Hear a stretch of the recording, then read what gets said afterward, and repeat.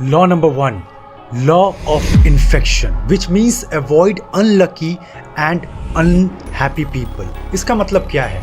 कभी देखा है किसी को जब वो दलदल में फंस जाता है और अगर तुम उसकी मदद करने बिना रस्सी के सीधा कूद जाते हो उस दलदल के अंदर, तो क्या होता है? वो तो डूबेगा ही, साथ में तुम भी उसके साथ डूब जाओगे। हम तो डूबेंगे सनम, तुम्हें भी ले चलेंगे। और यही होता है अनलकी और अनहैप्पी पीपल के साथ रहने में। पता है, इनके साथ रहने में तुम्हें लगता हो कि मैं इसकी मदद करना चाहता हूँ, मैं इसकी लाइफ बेस्ट करना चाहता हूँ, मैं ना इसको इस दुनिया से बेहतर जगह लेके जाना चाहता हूँ, मैं इसको अच्छी चीज़ें बताना चाहता हूँ। लेकिन हिस्ट्री में बार बार ये चीज़ प्रूव हुआ है, जब तक कोई इंसान अपनी मदद नहीं कर सकता ना, तब तक तुम उसकी मदद नहीं कर सकते हो। मुझे इस पर एक अपनी कहानी याद है। एक लड़की को मैं डेट कर रहा था आज से 1 साल पहले, एंड मैं भी उस वक्त थोड़ा अपने लाइफ में हल्का फुल्का स्ट्रगल कर रहा था, उतना नहीं बट मेंटली थोड़ा बहुत कर रहा था। तो मेरा नया नया इंस्टाग्राम ग्रो होना शुरू हुआ था, मैं लोगों की मदद कर रहा था। तो मेरे अंदर ये चीज़ आ चुका था कि किसी की भी मदद करना है, कोई भी रोता हुआ आएगा ना, मैं उसकी मदद कर दूंगा। और यही हुआ।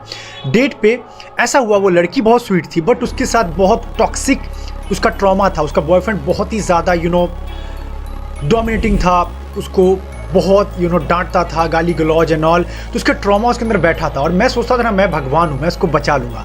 लेकिन अंत में मैंने देखा कि मैं उसको बदलने के बजाय उसके साथ मैं बदल चुका हूँ। मतलब मैं उसके कैरेक्टर्स को अपना चुका हूँ। मैं रोने लगा हूँ, मैं छोटी छोटी बातों में नैग नैग कर रहा हूँ, घर पे आके लड़ाई कर रहा हूँ। तो मुझे इस लॉ ऑफ पावर का पता चला कि कभी भी जो इंसान खुद में हारा हुआ है, खुद में फेल है, जब तक वो मदद नहीं चाहता है, नेवर एवर हेल्प। इस पर एक और बहुत ही पॉपुलर कहानी है जो कि लियोनार्डो डा विंसी ने दिया था, जिन्होंने मोनालिसा की पेंटिंग बनाई थी।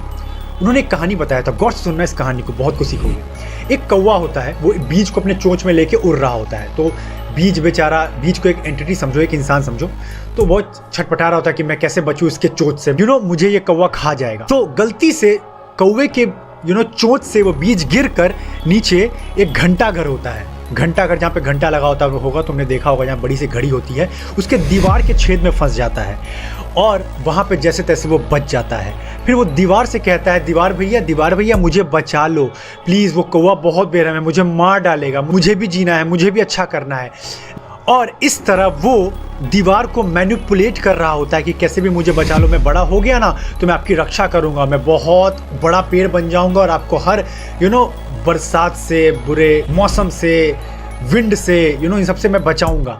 तो दीवार को ये सब सुन के तरस आ गया, क्योंकि वो दीवार की बहुत तारीफ कर रहा, घंटा कितना सुंदर लगता है, आप कितने लंबे चौड़े लगते हो। और ये सब सुन के वो समझ नहीं पाया उस बीज के पीछे की चाल। और वक्त बीतता गया, वो बीज बड़ा होता चला गया और वो बीज दीवार में इतना बड़ा हुआ कि वो धीरे धीरे धीरे धीरे इतना बड़ा होते होते होते उस दीवार को एक समय के बाद पूरी तरह फाड़ डाला। दीवार टूट गई। मतलब दीवार यहाँ खुद मदद करने गया था, पर अब उसको मदद की जरूरत थी। फिर से एंड नोट पे खत्म कर रहा हूँ, एकदम बेरहम बन जाओ, कोई तरस नहीं खाना अगर तुम्हें एक्सीलेंस की चाबी को हासिल करनी है। क्योंकि ये लोग बहुत मैनिपुलेटिव खेलते हैं कि मुझे सब दिक्कत है, विक्टिम कार्ड खेलेंगे, हर चीज करेंगे, लेकिन तुम अगर इमोशनलेस बन के नहीं समझोगे कॉन्सिक्वेंसेस, तुम्हारा पतन होना तय है। चलो फिर कमेंट में कुछ सजेशन है या कैसा लगा जरूर बताना। मिलते हैं नेक्स्ट लॉ ऑफ पावर के साथ।